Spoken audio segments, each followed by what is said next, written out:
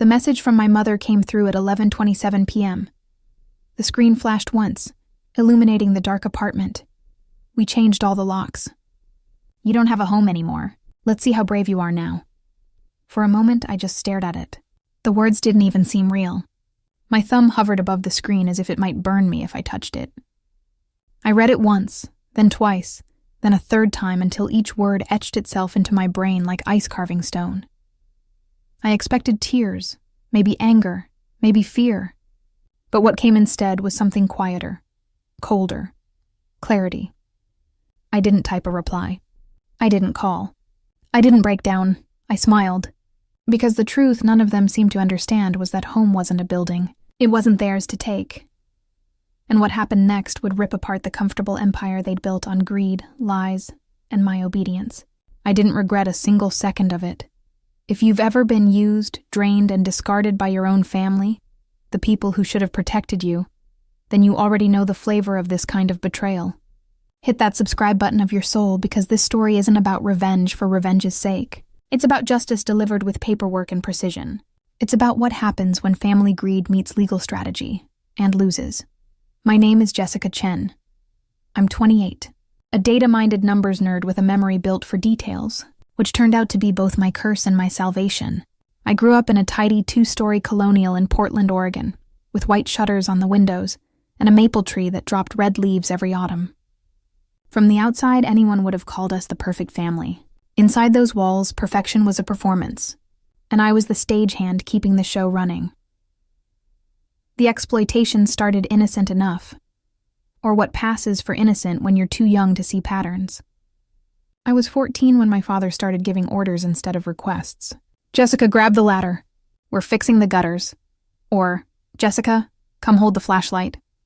Weekends disappeared into sawdust and sweat. While other girls experimented with makeup and gossip, I was sanding fences and climbing onto roofs. My palms were a patchwork of cuts from handling tools too heavy for my age. My back ached constantly, but every complaint earned the same rehearsed response. You're tougher than any son I could have asked for, Dad would say with a laugh. Roughing my hair like that erased the exhaustion. Mom would nod in approval. Family helps family, Jessica. You're so handy. Amanda's delicate.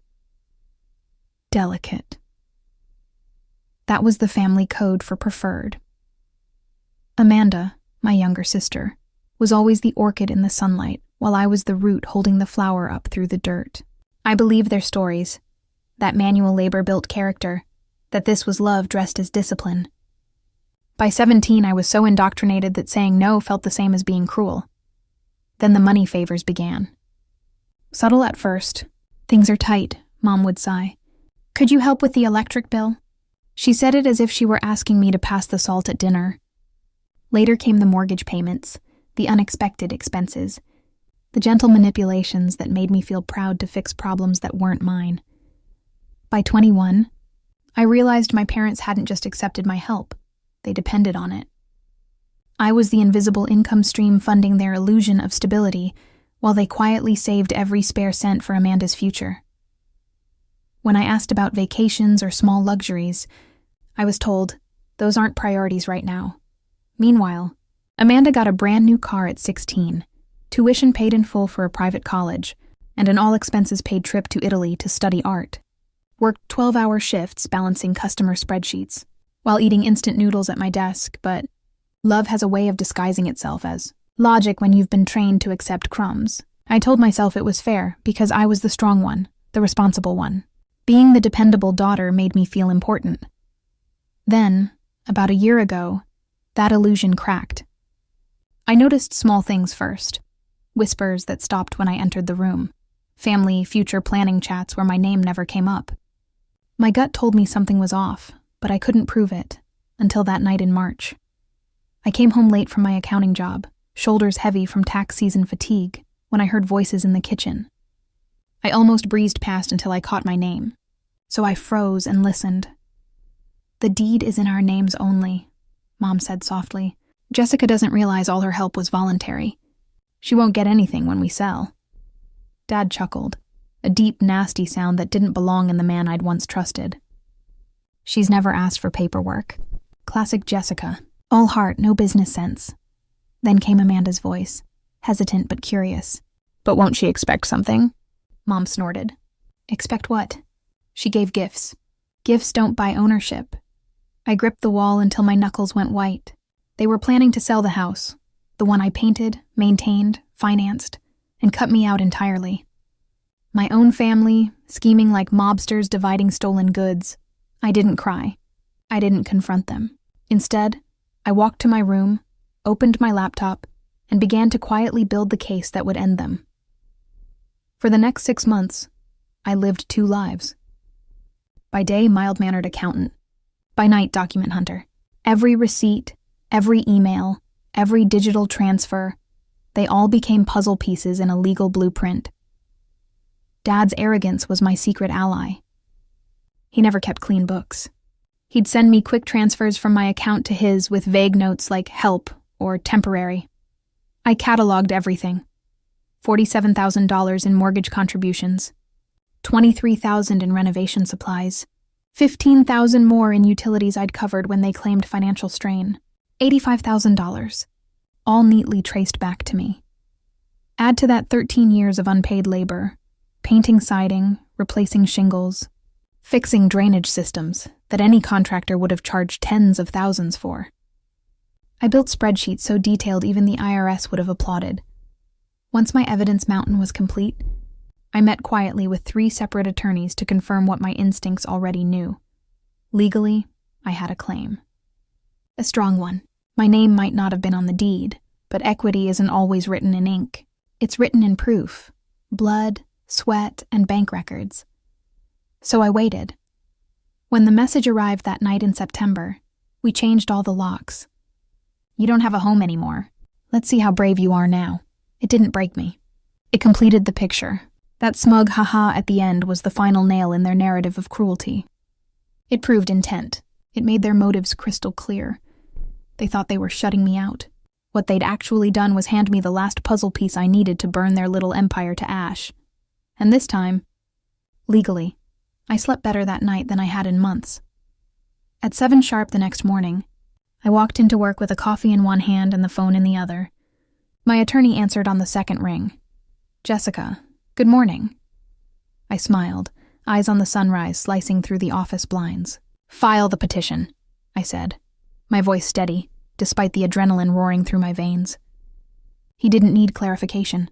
We'd been preparing for this moment for months. 2 days later, my parents' attorney called my phone in what I can only describe as a panic. Miss Chen, we have a serious problem here. We need to discuss this immediately. Of course, they had a problem. Their iron cage of control had cracks, and I'd just widened them into a complete fracture. But I didn't call back right away. I wanted them to sweat. I wanted them to realize that the daughter they'd been using and dismissing for years had grown into a woman who understood exactly how power worked. The confrontation came the following week in a sterile mediation conference room downtown. Fluorescent lights hummed overhead, casting everything in harsh, unforgiving clarity. A long table dominated the space with my legal team on one side and theirs on the other. They walked in first, my father red-faced and blustering, my mother trying to maintain her usual air of superiority, and Amanda looking confused and slightly terrified. For the first time in months, I was in the same room with all 3 of them, and I felt nothing. No anger, no sadness, no residual love, just cold professional focus. I didn't make eye contact with any of them. Instead, I placed a thick manila folder on Thedable and slid it toward the center. What's this? My father demanded, his voice carrying that familiar tone of dismissive authority. My attorney opened the folder with deliberate precision. Documentation of my client's financial contributions to the property in question, as well as evidence of labor and materials provided over a 14-year period. Inside were copies of every bank statement, every receipt, every financial record I'd meticulously gathered. Bank transfers totaling $47,000 toward mortgage payments, receipts for $23,000 in home improvements and repairs, utility payments during their supposed financial emergencies, contractor invoices for work I'd funded when they claimed they couldn't afford necessary repairs. But the most damning evidence was a series of text messages and emails where they'd explicitly requested my financial help, promising it was temporary and that they'd make it up to him once their situation improved. My father flipped through the pages, his confident smirk collapsing with each turn. My mother tried to interrupt several times, but her voice kept catching in her throat as the scope of the documentation became clear. Amanda just sat there, her eyes darting between the papers and our parents' faces, finally realizing she wasn't the beloved daughter in a happy family. She was a beneficiary in a calculated scheme to exploit her sister. "This is ridiculous," my father finally sputtered. "Those were gifts, family helping family. Jessica never asked for any kind of formal arrangement." My attorney's response was calm and precise. "Mr. Chen, these documents show a pattern of solicited contributions made under their presentation that they were temporary assistance during financial hardship. My client has evidence that you and your wife deliberately concealed your true financial situation while accepting these payments." He pulled out another set of documents, bank statements I'd subpoenaed, showing my parents' actual financial position during the periods when they'd claimed to need my help. They'd had substantial savings accounts and investment portfolios the entire time. Furthermore, my attorney continued, "The text message your wife sent to my client explicitly, threatening to make her homeless demonstrates malicious intent to deprive her of the benefits of her contributions." The silence in that room was suffocating. I watched my parents' faces as the reality of their situation sank in. That house, their fortress, their kingdom, their weapon against me was slipping from their control. My mother tried to speak first, her voice shaky and desperate. "Jessica, honey, this is all a misunderstanding. You never meant for me to document everything," I interrupted, speaking directly to her for the first time since entering the room. "You never meant for me to understand property law. You never meant for me to realize I'd been subsidizing your lifestyle for years while you saved your own money for Amanda's future."